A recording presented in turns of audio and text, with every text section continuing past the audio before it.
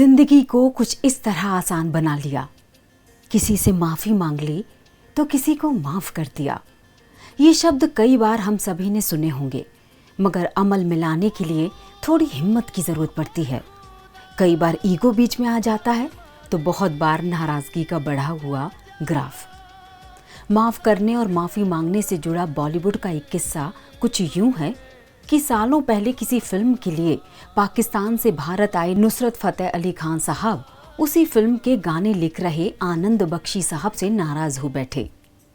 सूत्रों के मुताबिक दोनों की एक दूसरे के लिए नाराजगी कई दिनों तक चली, जिसकी वजह से फिल्म भी अटकी रही।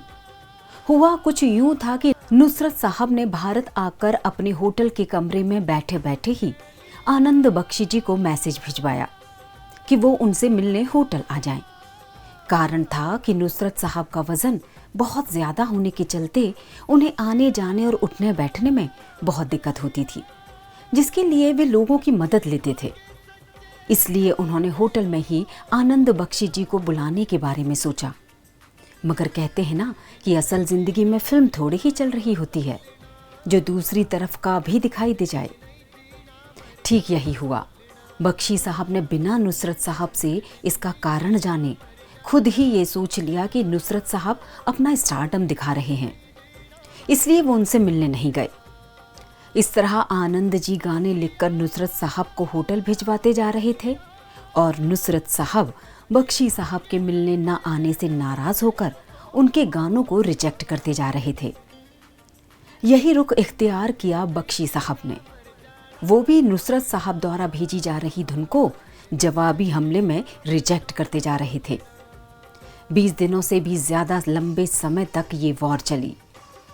दोनों ही एक दूसरे से मिलने नहीं गए। आखिरकार सब्र का बांध तोड़कर नुसरत साहब ही कुछ लोगों की मदद से आनंद बख्शी साहब से मिलने जा पहुंचे। बख्शी साहब उन्हें इस स्थिति में अपने सामने देखते ही किसी छोटे बच्चे की तरह रोने लगे। रोते भी क्यों ना, उन्हें अपनी गलती का एहसास जो हो गया था। नुसरत साहब के ना आ पाने की मजबूरी साफ दिखाई दे रही थी। आनंद साहब ने रोते हुए माफ़ी मांगी और बख्शी साहब के साथ ही आंसू बहा रहे नुसरत साहब ने उन्हें गले से लगा लिया। जिस फिल्म ने उन्हें एक दूसरे का पक्का यार बना दिया वो थी 1999 में आई कच्चे धागे, जिसमें मुख्य भूमिका में थे अजय देवगन, मनीषा कोइराला, सैफ अली खान। अचरज की बात यह भी कि यही फिल्म नुसरत फतेह अली खान की आखिरी हिंदी फिल्म भी थी। 16 अगस्त 1997 में नुसरत साहब इस फानी दुनिया को अलविदा कह गए। बताया जाता है कि फिल्म के आधे गाने नुसरत साहब की मौत के बाद रिकॉर्ड किए गए थे। सीख तो ये मिली कि बिना दूसरे की तरफ की बातों को जाने गलतफहमी पाल लेने से जीवन के कई खूबसूरत पल बीत जाते हैं।